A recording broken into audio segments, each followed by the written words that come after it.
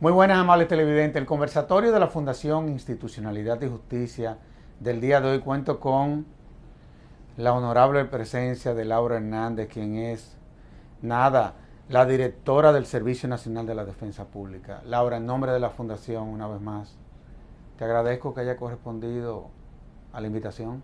No, al contrario. Para mí es un honor estar en este programa. Bueno, para nosotros el honor es que tú estés, esa es la verdad.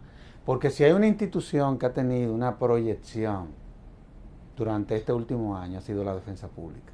Y los datos están ahí.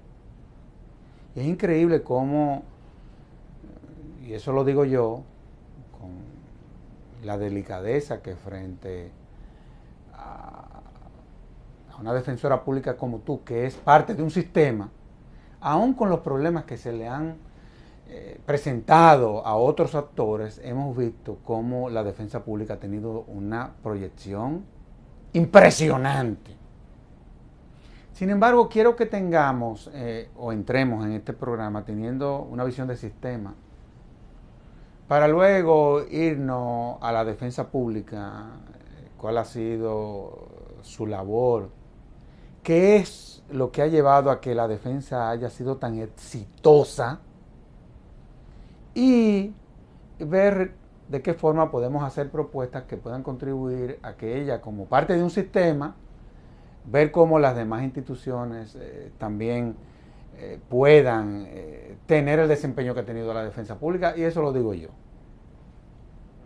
¿Cuáles son los problemas que se han presentado? Pero como sistema de justicia, tenemos los actores, tenemos las normas, tenemos las políticas que muchas veces se diseñan para implementarlas. ¿Qué es lo que está pasando? Que muchas veces se da esa disonancia entre los actores que conforman el sistema y entonces eso tiene un impacto al final en cuanto a lo que es el servicio que como sistema debe dar el sistema de justicia a la población. Mira, yo pienso que lo primero que debemos de señalar es quitar la culpa a las normativas. O sea, el Código Procesal Penal, el Código Penal que va a entrar en vigencia, y ninguna norma es la culpable de cómo funciona un sistema. Yo pienso que debemos de partir de esa realidad. Yo lo que entiendo es que el error en la implementación del Código Procesal Penal ha sido todo lo contrario, que comenzamos con buen pie, comenzamos tratando de cumplir las normas y luego en algunos momentos vemos algunos operadores que quieren seguir con las prácticas viejas, aunque tuviéramos una normativa que ya no es tan nueva, por supuesto. Incluso se vio cómo la modificación al Código Procesal Penal obedecía al acomodamiento de plazos en favor de los operadores, es decir, a las ineficiencias. O sea, una reforma que no obedecía a estudios profundos que señalaran cuáles eran los puntos que habían que modificar, que eran perfectibles, sino que obedecía a aumentos de plazo, y cuando tú le aumentas los plazos que no se cumplían, luego estos plazos aumentados, llegará el momento que tampoco se cumplirán, y vamos a querer hacer reformas para seguir aumentando plazos, lo que evidentemente no da una respuesta como sistema a los usuarios, que son los ciudadanos y ciudadanas de nuestro país, que yo pienso que es como el enfoque que debemos tener como sistema. Como sistema, ni el Ministerio Público, ni los jueces, ni la defensa pública debemos estarnos mirando a nosotros mismos y pensando de que el sistema debe estar al servicio de alguno de los usuarios, de alguno de los operadores. Todos nosotros, como operadores del sistema, tenemos que estar al servicio de los usuarios. Y yo pienso que esto es lo que se ha perdido un poco en el camino, por sobrecarga de trabajo, porque evidentemente debemos de ser justos, hay una sobrecarga de trabajo en el sistema,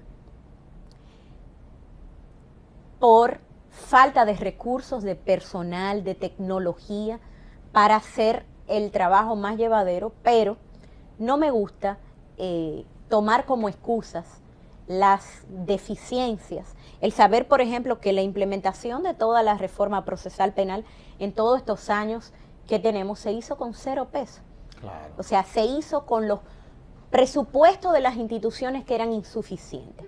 Yo pienso que en otros países que la reforma ha sido mucho más exitosa, ha dependido de la inversión como Estado ha hecho un país para que los operadores estén en condiciones de poder dar un buen servicio y poder dar respuesta. Ahora bien, a pesar de las precariedades, yo pienso que las precariedades económicas no son excusa para no brindar un servicio y que ese servicio sea de calidad. Y ahí es que pienso que tiene más que ver con prácticas inquisitivas que todavía existen en la cabeza de algunos operadores, porque hay muchos cambios que no requieren recursos económicos, requieren de voluntad de las instituciones, de políticas de las instituciones para realizar estos cambios. Ahora, los cambios son difíciles muchas veces de interpretar. Y a veces yo sostengo la tesis de que la defensa pública tiene la ventaja de que desde sus orígenes se montó en lo que sería el nuevo modelo penal, digámoslo así. Cosa que no pasó con los demás o las demás instituciones del sistema que venían de un sistema inquisitorio, entonces viene el sistema acusatorio, y parecería que a ellos se les ha hecho más difícil entender la nueva lógica del modelo penal. ¿Por qué? Yo lo sé. Uno a fin de cuentas es miembro del Consejo Nacional de la Defensa Pública y sabe que ahí hay una mística, ahí hay una misión, hay una visión y la verdad, y hay un modelo de gestión también que vive la propia defensa pública revisando, tomando en cuenta que a fin de cuentas los modelos de gestión son hipótesis de trabajo. Así es. Que hay que ir sobre la base de la implementación mejorando. ¿Por qué ustedes siendo tan pocos son tan eficientes? Porque también en todo, una vez le da la impresión de que también para uno ocupar posiciones en determinadas instituciones, uno como que también tiene que tener la vocación para asumir esas responsabilidades. ¿Por qué ustedes siendo tan pocos son tan eficientes? Mira, yo pienso que es una ventaja la que señalaste, porque no podemos ser mezquinos. El llegar, ser el último operador y más joven, permite construir una institución desde cero. Y hay que ser honestos. Y eso hace una diferencia. El hecho de que desde el principio los defensores entran por un concurso público, que los formamos, que no interviene la política en que accesen a cargos de trabajo, eso hace una diferencia. Pero definitivamente hay que estar trabajando constantemente en que en la defensa pública, que somos muy pocos como tú señalas, pero hay un equipo de trabajo con vocación y comprometido, yo pienso que es la diferencia. Yo pienso que hemos ido en estos 13 años construyendo una institución desde cero, peleando por aumentos presupuestarios que siempre han sido ínfimos. Pero a veces tú y yo le hemos tenido que poner un velón prendido a la Virgen de la Altagracia, a ver si... Así es. Orar porque tomen en cuenta la defensa a ver si pública. Se derrama la luz del Señor, ¿verdad? En quienes toman esas decisiones. En los políticos que toman esas decisiones. Pero, mira, y a veces se nos ha dado. Y se nos ha dado. Así es. Pero yo entiendo que el trabajo conjunto de los hombres y mujeres que forman la defensa pública hace la diferencia. Pero también yo pienso que el tema ético es muy importante. Claro, claro. Las consecuencias positivas pero negativas, así como hay premiaciones para los mejores defensoras y defensoras al año, hay un sistema disciplinario muy fuerte porque definitivamente, o sea, hay que premiar a los que hacen bien las cosas en una institución, pero también quienes piensan en hacer algo mal tienen que saber que existe un sistema de consecuencias negativas muy sólido que no importa el tiempo que tenga en la institución, no importa el buen nombre que hasta este momento haya tenido la persona, si comete una inconducta va a ser investigada y puede ser estrictamente sancionado. Yo pienso que eso también es importante. Antes de seguir con los sistemas de integridad, digamos así, que se han diseñado a lo interno del Consejo Nacional de la Defensa Pública, porque cualquiera creería como que la defensa pública la dirige su directora, y sucede que hay un presidente del consejo, que es el presidente nada más y nada menos que el de la Suprema Corte de Justicia. Así es. Y hay una estructura, nada, no, y que de hay instituciones, universidades. De la academia, No, oye. De las ONGs, o sea. Es una estructura pensada.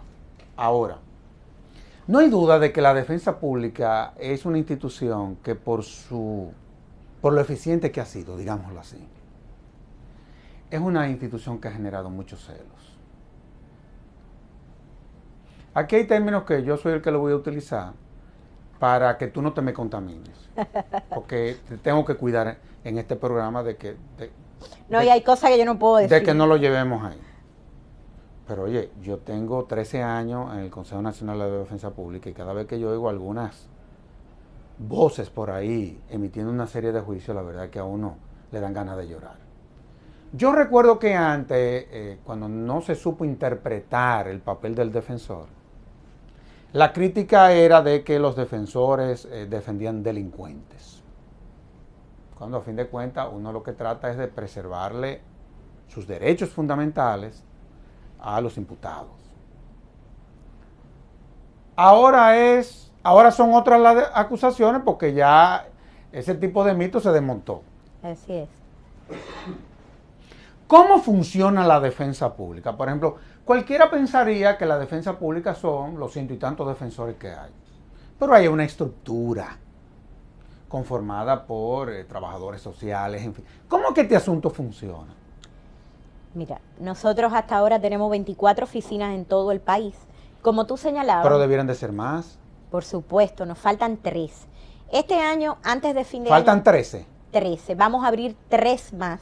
Pero ahí se están vulnerando derechos fundamentales. Claro, porque hay personas que no están siendo defendidos con la misma calidad que otros. En esas jurisdicciones tenemos abogados de oficio o abogados contratados, pero definitivamente no es lo mismo que tú tener una oficina abierta, donde la persona o los familiares pueden llegar, donde hay investigadores, tal como tú señalas, donde hay trabajadores sociales, donde hay defensores públicos, paralegales, que son estudiantes de derecho, que sirven como asistentes. Cuando tú hablas de trabajadores sociales, ¿cuál es la función desde la defensa pública de un trabajador social? Porque eso muchas veces no se entiende.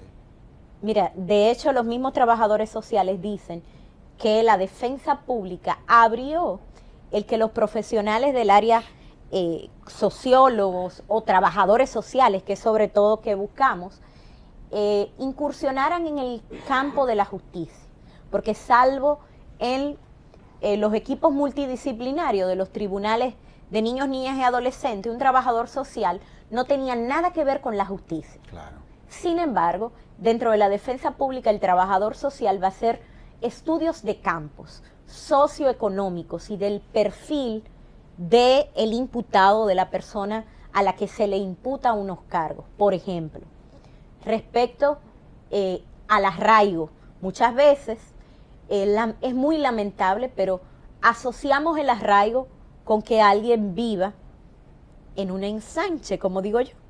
Y tú y yo tendríamos arraigo.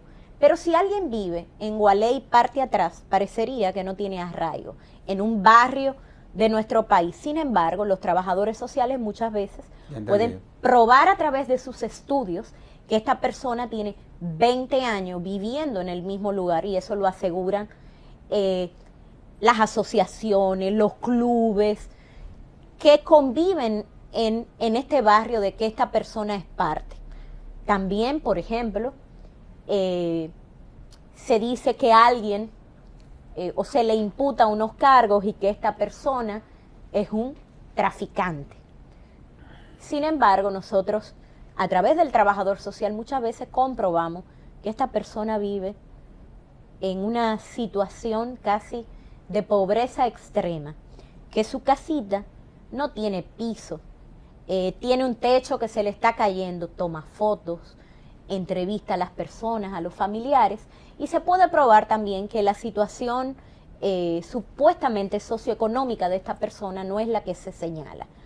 Y esto permite al tribunal pues ver otros elementos, no tanto jurídicos, del artículo de la Constitución, de la ley, que se aportan, sino también otros elementos. El impacto social que tiene el medio, social, los espacios en donde se desarrolló. Así es.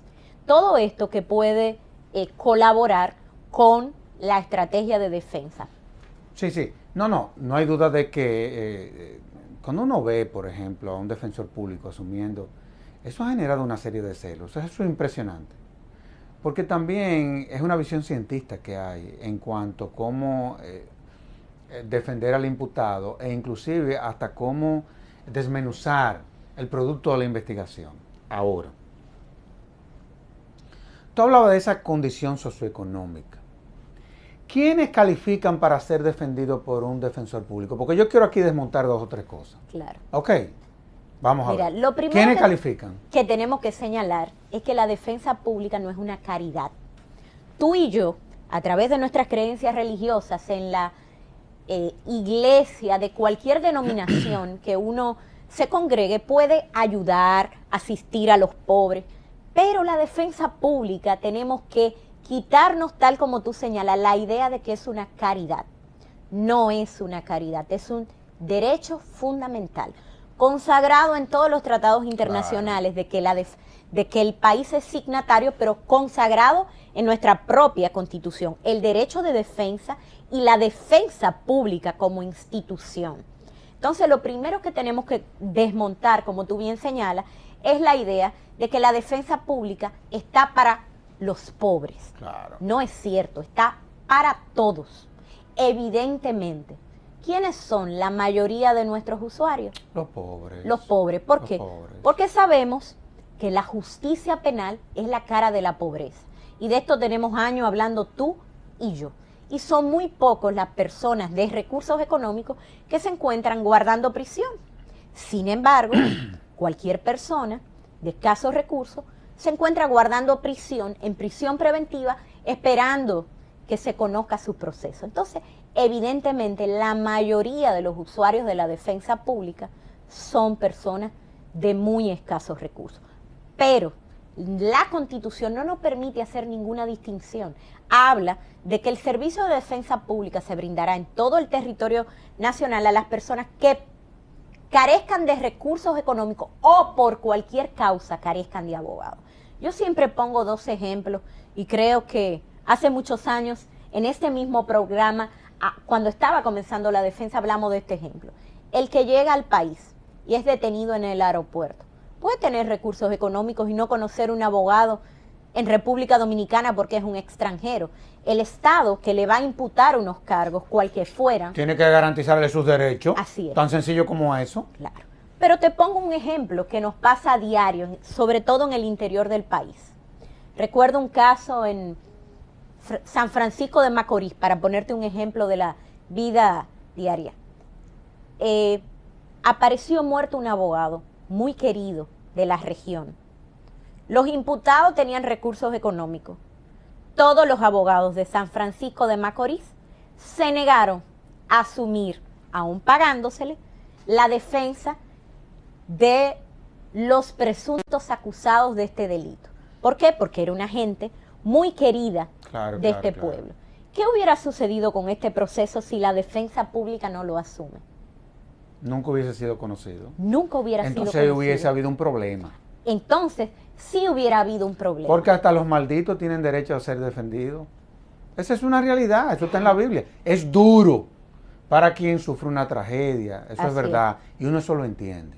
No, y la defensa pública... Pero eso le puede pasar a cualquiera. Es muy respetuosa de las víctimas, de la parte civil en un proceso, porque entendemos que está viviendo un proceso muy difícil. Ahora, nosotros estamos muy conscientes que no somos defensores de delincuentes, que no somos defensores de personas que no merecen ser defendidos. Nosotros defendemos derechos. Y a todo el mundo, por su condición de ser humano, ni siquiera tiene que ser ciudadano de este país, por su condición de ser humano, le asisten unos derechos que son irrenunciables, que son inalienables, y por tanto tiene que haber una institución estatal que garantice esos derechos. Déjame preguntarte algo, porque a fin de cuentas uno es abogado, que tú eres defensora, yo fui abogado de oficio, Así es. y uno entiende la lógica de estas cosas. ¿Cuáles son los problemas cotidianos que se le presentan al defensor? Porque me explico. Suponte tú que yo teniendo recursos, contrato un abogado en el curso de un proceso, Dios me libre. Dios te libre. Pero eso es una posibilidad. Claro. Del que está vivo. Sucede que yo tenga un tipo de inconveniente con ese abogado que pude pagar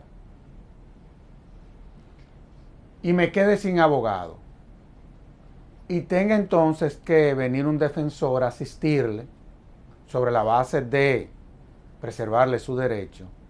Esos son los tipos de problemas que se dan, o sea, de celo entre organizaciones gremiales y ese tipo de cosas, te pregunto. Mira, sí, pero era algo que hacía muchos años que no se daba. Te explico por qué.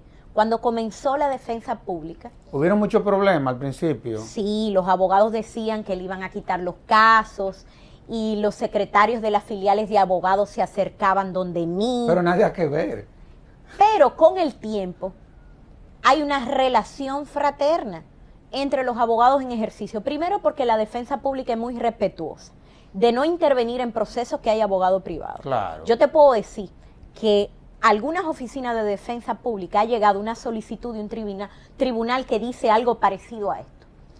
Se solicita a la defensa pública de tal región la asignación de un defensor público por si el abogado privado no se presenta. Inmediatamente el coordinador de esa oficina devuelve con una comunicación de la defensa pública diciendo que no se puede aceptar un caso en que está interviniendo un abogado privado, salvo que medie una decisión judicial que decrete un abandono, que se le otorgue, tal como establece el 119, un plazo de 5 días a la persona para nombrar un nuevo abogado, y si éste no lo nombra, entonces la defensa pública asume el proceso.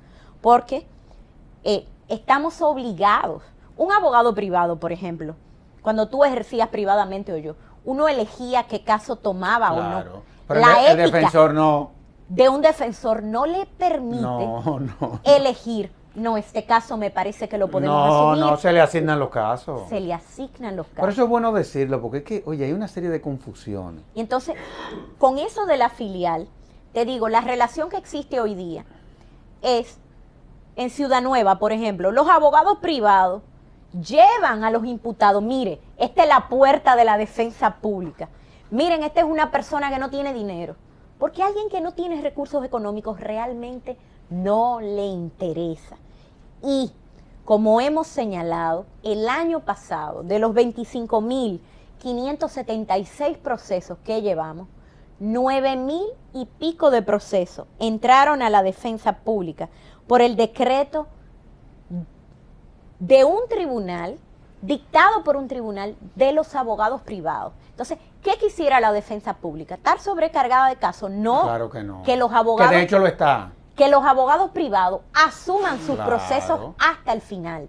De hecho, en algunos países, Servio Tulio, cuando un abogado privado asume un proceso, si la persona durante el curso de su proceso se queda sin recursos económicos, el abogado, en algunos países, está obligado a terminar y concluir este proceso y hacerlo bien, porque pudiera ser reportado a un bar o a un colegio de abogados.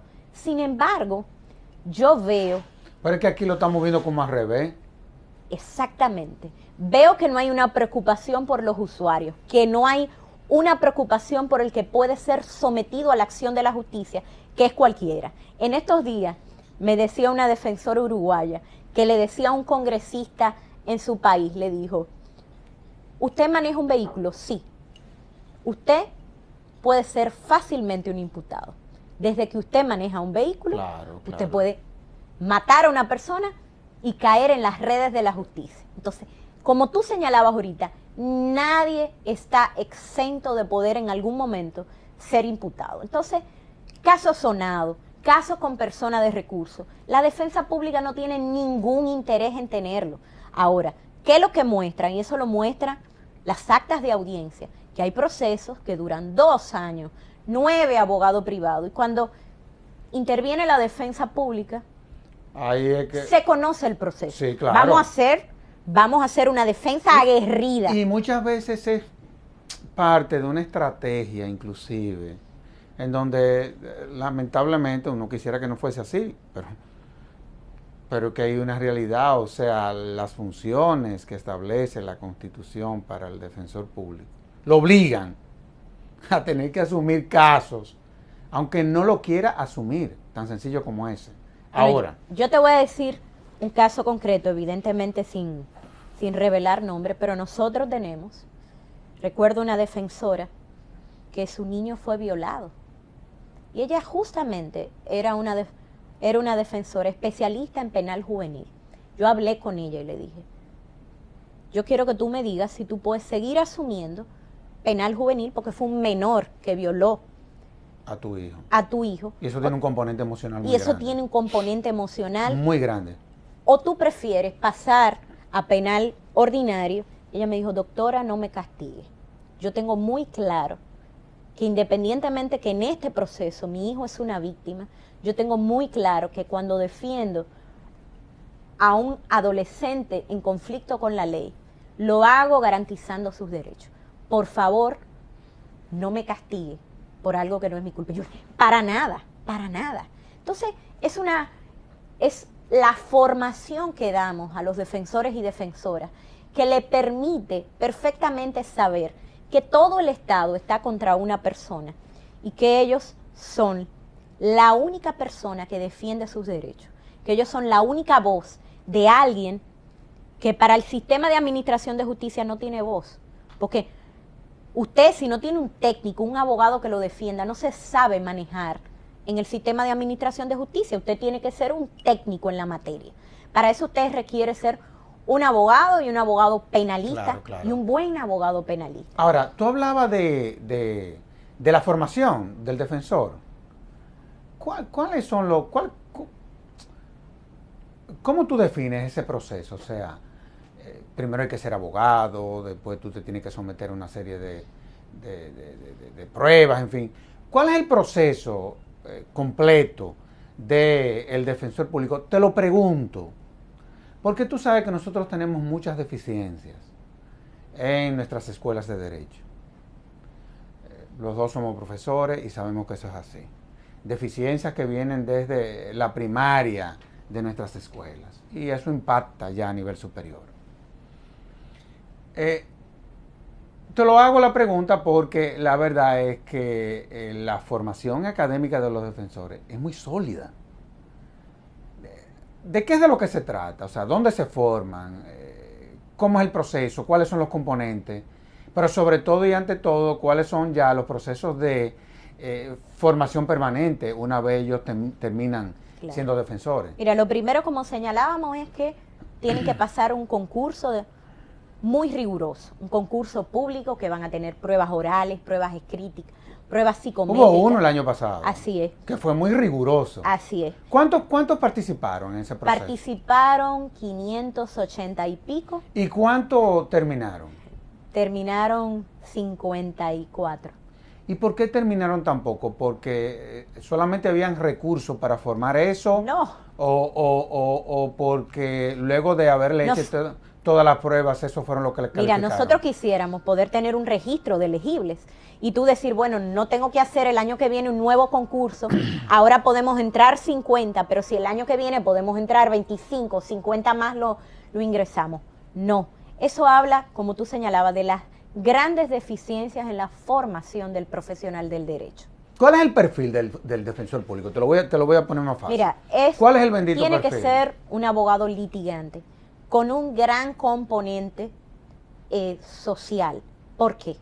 No todos los abogados les gustan visitar una cárcel. No todos los abogados se sienten cómodos visitando un destacamento policial. Es que ahí confluye la miseria y la tragedia. No todos los abogados se sienten cómodos tratando dignamente a una persona que huele mal, claro, que está sucio, que no se puede bañar. Y a esa persona, es tu cliente, tú tienes que dirigirte como señor, señora, usted, porque es una persona con dignidad. Entonces, tiene esta mezcla. Yo entiendo que la formación que le damos a un defensor es una formación integral. Me refiero desde sensibilidad humana, sensibilidad, quiénes son nuestros usuarios, para qué estamos en el sistema. Somos la voz de los que no tienen voz, y eso desde el principio ético, constitucional. Sociología y filosofía del derecho, pero full. Constitucional, exclusión probatoria, litigación, fundamentación de los recursos. Incluso nosotros, en la Escuela Nacional de la Judicatura, que sigue siendo por ley la Escuela de la Defensa Pública. Que es muy buena escuela. Que es excelente. Muy buena escuela. Que es excelente, y eso es algo que no está puesto en duda incluso internacionalmente. Incluso reciben clases de cómo manejarse en un estrado. O sea, porque un abogado litigante tiene que ser un abogado el histrionismo, con histrionismo claro, suelto, que tiene que tratar de perder la timidez. Y yo pienso que el éxito ha sido esa formación integral. Y número 2, lo que buscamos. Evidentemente el concurso no hay límites de edad, porque eso sería inconstitucional. Pero la mayor parte de las personas que aspiran a ser defensor o defensora pública son gente muy joven. Mira qué bien. Y eso es muy bueno, porque uno con los años se pone menos maleable. Ya tiene muchas cosas que ha aprendido, y para aprender otras tiene que desaprender. Con la edad nos cuesta más, pero la gente que está recién graduada no está contaminada. No está contaminada. Vamos a hablar con claridad. Exactamente. Tan sencillo como eso. Cuando hablamos de contaminación, no nos estamos refiriendo a la parte ética. No, es a maña que uno copula a través de los años. A forma que tú crees que es la mejor forma del ejercicio. Claro. Por ejemplo, yo te voy a poner un ejemplo. Yo he visto, evidentemente también conozco muchos abogados privados que no lo hacen de esta forma, pero yo me he dado cuenta que muchas veces el abogado privado entiende que el caso es suyo. No se meta, que yo soy el que sé. Un defensor público, le enseñamos claramente que el dueño de su caso es el imputado. Que el que tiene 30 años que pudiera ser condenado no es usted, es el imputado. Y que él es el dueño de la defensa material. Y usted le va a aportar la técnica. Pero siempre, al final, usted lo tiene que defender con el criterio que él quiera. O sea, hay un respeto tal a la defensa material, al que sabe lo que pasó, al que está jugándose la libertad. Porque el técnico, nosotros podemos teorizar mucho, pero si no somos nosotros los que vamos a ir presos, es ese hombre, esa mujer o ese adolescente. Entonces hay mucho respeto por este proceso. Otra cosa que jamás puede hacer un defensor, lamentando mucho, he visto a algunos representantes gremiales decir que un imputado, los narcotraficantes, o sea, eso fuera del país, sería para someterlo a un bar association, a un colegio. Claro. ¿Por qué? Porque un abogado no puede discriminar. Es una discriminación. Y expresarse de esa manera respecto a imputados de ciertos cargos. Entonces, la defensa pública no hace una distinción. Una mujer toma casos en que se ha violado a otra mujer y no tiene ningún problema, porque éticamente está formada para no discriminar, para no hacer juicios de valores, sino mirar las pruebas de cargo, aportar pruebas de descargo y en función de eso defender a la persona. Yo creo que más claro de ahí no pudiste haberlo planteado. La verdad es que uno que fue Ministerio Público, ambos lo fuimos los dos. Así es. Tú eres defensora, yo era abogado de oficio, que eran los defensores de la época. Así es. Obviamente la lógica era totalmente diferente. Cuando yo he visto en lo que se ha convertido la defensa pública, evidentemente de que nada que ver por los niveles de compromiso que asumen los defensores, que no lo asumíamos los abogados de oficio. No hay duda de que hemos avanzado de una forma sustancial y que este país, honestamente hablando, a veces uno se queja, pero ha venido avanzando.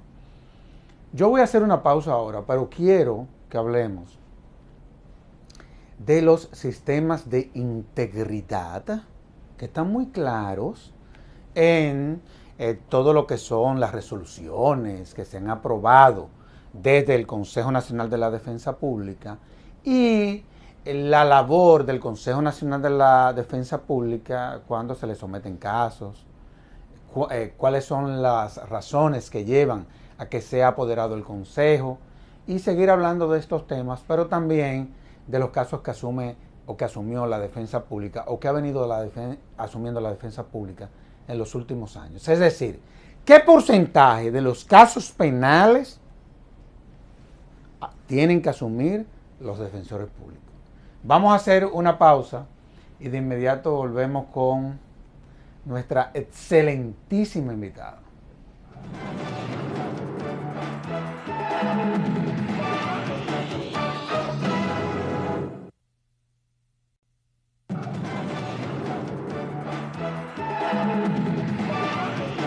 Laura, pensando uno, porque la verdad es que cuando las instituciones son exitosas, uno también se pone a ver entonces qué le pasa a otra de las partes en un proceso. Todo el mundo reconoce que la defensa ha sido exitosa. Sin embargo, hay una parte del proceso que parecería que no ha sido representada como han sido representados los que representan la defensa. Y parecería, y esa es una queja de la sociedad, y me refiero a las víctimas. Así es. Cuando estábamos trabajando la reforma al sistema penal, al proceso penal, siempre creímos en ese momento como que el Ministerio Público iba a jugar un rol más activo en cuanto a defender a las víctimas. A las víctimas. Pero luego de que vimos cómo se desarrollaban los acontecimientos, nos dimos cuenta que no necesariamente tampoco ese es el rol de un Ministerio Público. Así es. Eso fue lo que pasó, ¿eh? Así es. Vamos a estar claros. ¿Qué posibilidad hay? Yo no sé si esto nos va a traer un problema a ti y a mí, pero hay que buscarle una solución a situaciones que se presentan cuando se está llevando a cabo un proceso. ¿Qué posibilidad hay de crear una defensa para las víctimas? O si, en el marco de la lógica de la defensa pública ya como institución, se puede crear un renglón o una dirección que asuma, como son lógicas diferentes, y formemos a defensores que asuman a las víctimas. ¿Eso se podría? Por supuesto que sí. ¿Hay antecedentes en otros países? Así es. ¿Y por qué eso no lo hemos hecho aquí? Mira, la única queja, como tú bien señalas, incluso la única ocasión en que el Congreso Nacional, en una comisión conjunta de ambas cámaras... Sí, pero ahí fuimos todos y le explicamos y ellos entendieron. Le pidió explicaciones a la defensa pública, fue por las víctimas. Y definitivamente, yo estoy totalmente de acuerdo con padres de víctimas que se quejaban que durante algún tiempo tuvieron que pagar sin poder, haciendo esfuerzo, abogados privados. Claro, porque lo que va viene. Así es. ¿Qué es lo que existe en otros países? De ello, Argentina, Brasil, Uruguay, Paraguay. Yo te lo hablo por Argentina, que es el caso que por lo menos uno más conoce. Hay un cuerpo de defensores públicos que defienden a los imputados, pero hay otra rama de asistencia legal gratuita, que esa sí tiene que ser para personas que no tengan recursos, para víctimas, pero también en otras materias, porque hablamos de acceso a la justicia. Nuestro país firma las 100 reglas de Brasilia, todo gira en torno al acceso a la justicia, pero en realidad, alguien que no tenga recursos, ¿puede reclamar un derecho en justicia? Claro que no, de por Dios. Entonces ya tú ahí estás impactando negativamente el acceso a la justicia, que es un derecho fundamental. Así es. Y la defensa pública ha hecho estudios y no tendría ningún inconveniente, que no sea evidentemente el de tener recursos para comenzar con pilotos de atención a víctimas, como comenzó la defensa pública en principio. Teníamos una oficina en el distrito y una oficina en Santiago. Evidentemente ningún proyecto puede comenzar todo el país. La misma defensa pública no comenzó en todo el país. Así es. Podríamos tener pilotos y la defensa pública tiene una ventaja, ya tiene un modelo de gestión. Es sencillamente como tú dices, formar defensores con una especialidad distinta, en victimología, porque es otra dinámica y es otra formación, otra lógica. Te lo digo porque tú y yo hemos estado en ambos mundos. Y es verdad que la lógica es diferente. Ahora, a mí sí me ocurre hacerte la pregunta porque estamos frente o en medio de un proceso en donde se está tratando, en el marco de la celebración de una cumbre, de darle respuesta a una serie de problemas que se han presentado a lo interno, no solamente de los actores del sistema de justicia, sino también en cuanto a todo lo que tiene que ver con el propio proceso penal. Así es. Vamos a estar claros. Y yo creo que sería bueno poner sobre la mesa el tema y ver de qué forma, porque la verdad es que el Ministerio Público ha hecho esfuerzo, eso lo digo yo, no te quiero meter a ti en eso, pero no ha dado pie con bola en eso.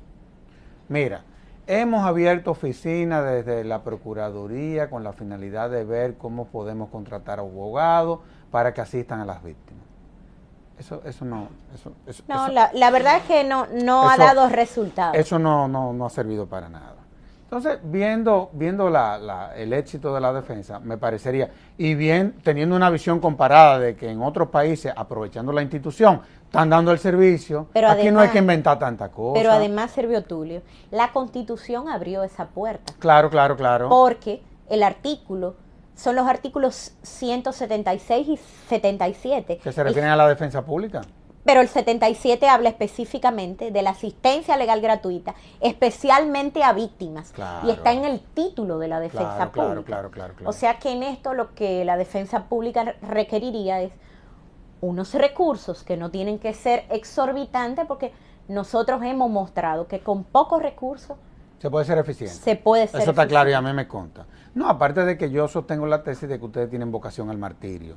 Ya yo llegué a esa conclusión. No, sin lugar a dudas. O sea, yo sé en las condiciones de precariedad que trabaja la defensa. Y bueno, y es como tú dices, o sea, muchas veces por una cuestión de vocación, entonces eso tiene un impacto. La precariedad hace que uno se ponga creativo. Sí, no, sin lugar a dudas. Ahora, yo quiero que vayamos a los sistemas de integridad. Porque oí hace una semana algunas acusaciones. No me voy a detener aquí de qué sector fue quien lo hizo, porque no es la primera vez que pasa, para empezar. Exacto. Ni será la última. Ni será la última, y yo no quiero perder mi tiempo en mi programa porque te quiero aprovechar a ti para que dé a conocer estas herramientas que son pensadas y que se hicieron sobre la base de modelos que han resultado ser exitosos en países en donde la defensa es exitosa. Así es. Bien. ¿De qué es de lo que se trata? Mira, de lo que se trata es que cualquier persona, sea una parte civil, sea el mismo imputado, sea un familiar del imputado, o quien sea, puede quejarse. Y hay una oficina de control de servicios, que la dirección no sabe lo que se investiga o no, porque ella tiene que investigar de conformidad con la ley de defensa y con los reglamentos, tanto el reglamento disciplinario como el reglamento de funcionamiento de control de servicios que ha dictado el Consejo de la Defensa Pública, tiene una forma de operar. Todo, absolutamente todo, cualquier queja se investiga. Entonces, lo que es insano, no solo para la defensa pública, yo pienso que para cualquier operador, son las denuncias en el aire. En tal sitio se roba, sí, se toma dinero por debajo de la mesa. Si usted es abogado, usted conoce que tiene que señalar, individualizar, fulano de tal o fulana de tal toma dinero y hay estas pruebas, o investíguese tal oficina porque está pasando algo raro. Y no hemos recibido, por lo menos por parte del último denunciante público, nada. Una acusación formal, ni una denuncia formal. Ninguna acusación. Pero como conozco a Control de Servicio, ahorita Control de Servicio visita a esta persona para que aporte pruebas. Pero sería bueno que la visite. Lo que es insano es hacer señalamientos sin aportar pruebas. Y mira, y no es ni siquiera por la defensa. No es por la credibilidad del sistema. Por ejemplo, la defensa pública ha solicitado al Consejo del Poder Judicial que se investigue a algunos jueces. Tú me has visto en la prensa en algún momento señalándolo. Pero es que tú no puedes hacer eso. Hasta por la propia investigación. Así es. Porque tú la vas a contaminar llevando eso a los medios de comunicación. Pero además, si se está investigando a alguien, para que se investigue por cosas que nosotros desde el lado de la defensa vemos que hay un mal manejo, Inspectoría Judicial va a investigar y va a decir sí, no. Sería muy ligero de nuestra parte dañar la honra de personas sin que eso sí investigue a profundidad. Y más que de personas de una institución.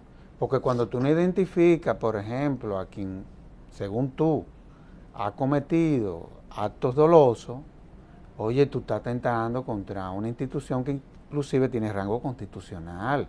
Y uno no tiene derecho a eso. Así es. Uno tiene que tener mucho cuidado con las denuncias. Es más, uno tiene que tener cuidado inclusive hasta cuando tú vas a denunciar a alguien. Tú no puedes tener una visión homogénea de quienes componen un Estado. Tú no puedes embarrar a los demás.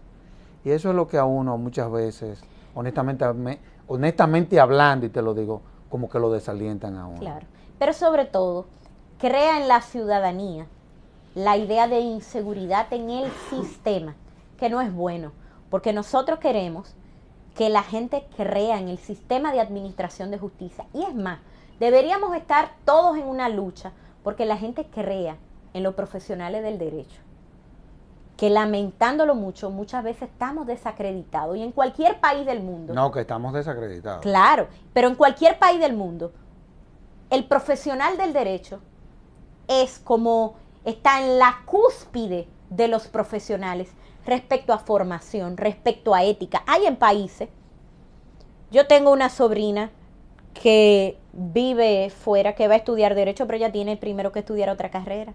Claro. Antes de entrar a derecho. Claro, tú no puedes entrar a la facultad de derecho. En algunos países es así. Porque es un sacerdocio. Se considera que la persona tiene que tener una formación. Entonces, por eso yo pienso que, obvio, quiero señalar, creo que esos señalamientos a la ligera están mal. Pero la defensa pública está abierta a crítica, está abierta a denuncias, está abierta. Lo mejor de esto, yo recuerdo en ocasiones que hay oficinas de defensa que el coordinador ha llamado y dice, escuché que alguien está diciendo que si en la defensa pública, recuerdo en San Juan de la Maguana, se tomaba dinero. Yo quiero que venga a investigarse toda mi oficina. Y tú te quedas. Lo único que tenemos es nuestro buen nombre, que se investigue. Y que a esa persona que dijo públicamente se le pregunte. Y son los mismos coordinadores, los mismos defensores, los que quieren ser investigados, porque uno lo que quiere es su nombre limpio. O sea, en este sentido, quiero que quede claro que la defensa pública está abierta a las críticas, está abierta a las denuncias responsables. No, y a mí me consta que la apertura ha sido permanente. O sea, esa es una realidad. Cuando uno le ha tocado fungir, digámoslo así, como juez, cuando en el consejo. En el consejo, cuando a uno se le presentan casos, uno sabe, en los casos en que se determina, porque en otros no se ha podido determinar, pero han sido conocidos los casos. Así es. Oye, ¿cómo es la cosa? Y han sido investigados, y han sido conocidos. Porque a lo interno de la defensa hay un departamento de asuntos internos que anda vigilando a los defensores. Entonces, eso a veces la gente no... Hay gente que no conoce el funcionamiento de la institución. Ahora, yo era un tanto como para, ¿verdad?, hacer el ejercicio.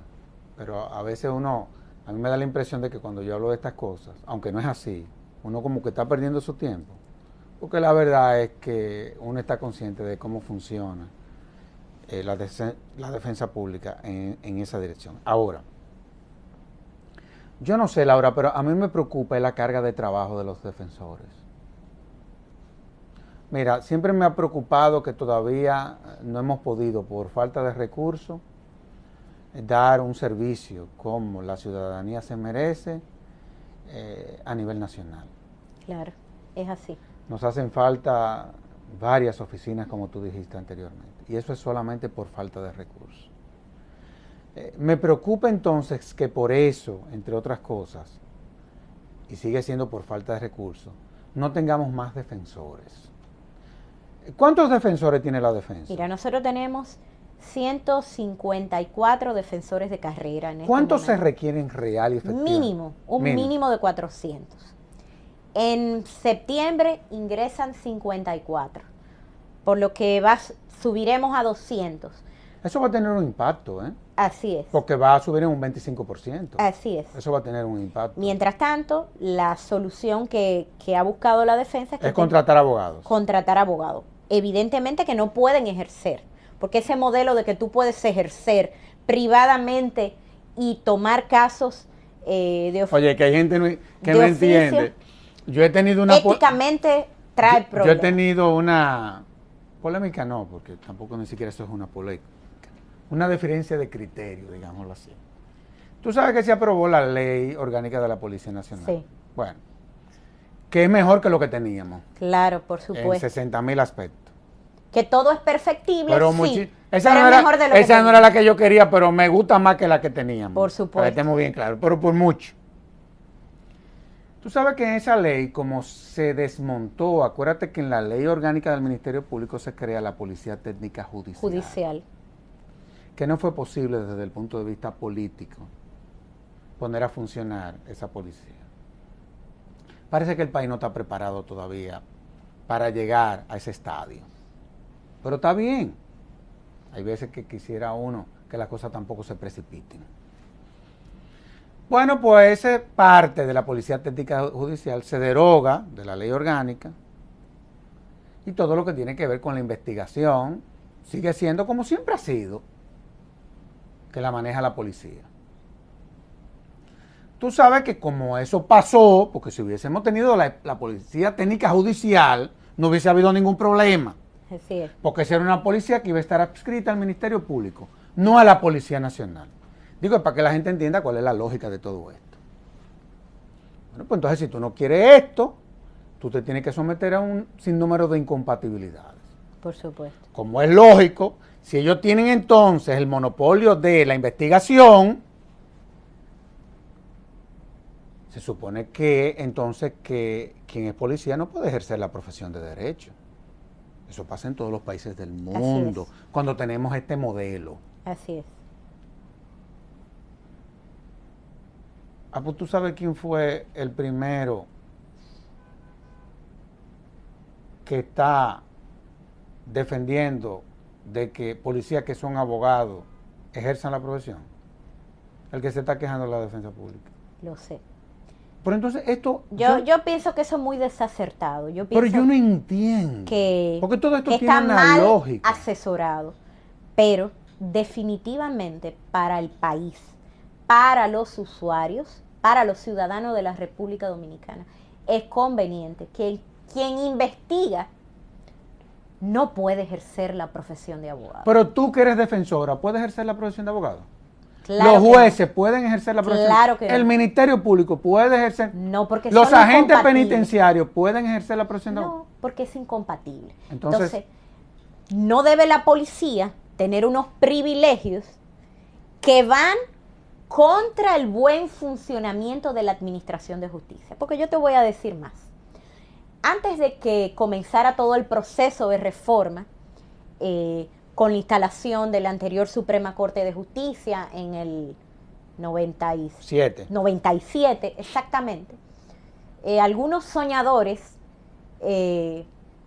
trabajamos con Guillermo Moreno en una excelente fiscalía y que muchos entienden que fue como el motor o la raíz, despertó en la gente la idea de que se puede hacer la cosa diferente en el sistema de administración de justicia. Eso es verdad.